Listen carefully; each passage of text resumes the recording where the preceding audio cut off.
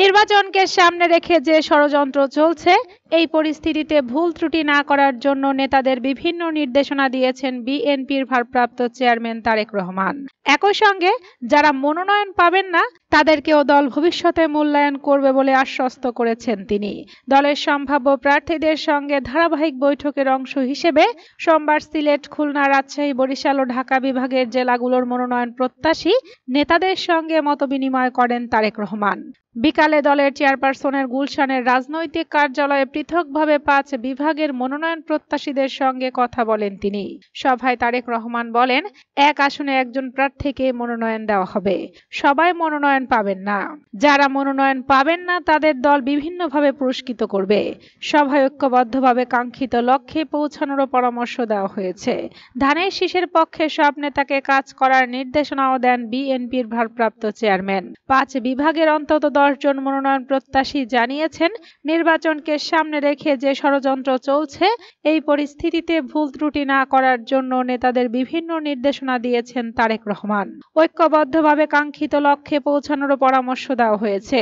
ধানের শীষের পক্ষে সব নেতাকে কাজ করার নির্দেশনাও দেন বিএনপির ভারপ্রাপ্ত চেয়ারম্যান। সভায় শুধু তারেক রহমান ও স্থায়ী কমিটির সদস্যরা বক্তব্য দেন। বিএনপির সিনিয়র যুগ্ম মহাসচিব রুহুল কবির রিজভীর সঞ্চালনায় সভায় দলের মহাসচিব মির্জা ফখরুল ইসলাম আলমগীর, স্থায়ী কমিটির বেগম সেলিমা রহমান, ইকবাল হাসান মাহমুদ টুকু, অবসরপ্রাপ্ত মেজর হাফিজ উদ্দিন আহমেদ উপস্থিত ছিলেন। সভায় উপস্থিত সিলেট ও খুলনা বিভাগের ১০ জন মনোনয়ন প্রত্যাশী জানিয়েছেন, সভায় তারেক রহমান নেতাদের ভেদাভেদ ভুলে ঐক্যবদ্ধভাবে দলের স্বার্থে দল মনোনীত প্রার্থীর পক্ষে কাজ করার নির্দেশনা দিয়েছেন। তিনি বলেন, মনোনয়ন পাওয়ার পরে কোনো মিছিল, মিষ্টি বিতরণ, ফুল বিতরণ করা যাবে না। এগুলো করলে দলের ঐক্য বিনষ্ট হবে। সিলেট বিভাগীয় বিএনপির সাংগঠনিক সম্পাদক জি কে গৌস বলেন, সভায় বলা হয়েছে দল একজনকে মনোনয়ন দেবে।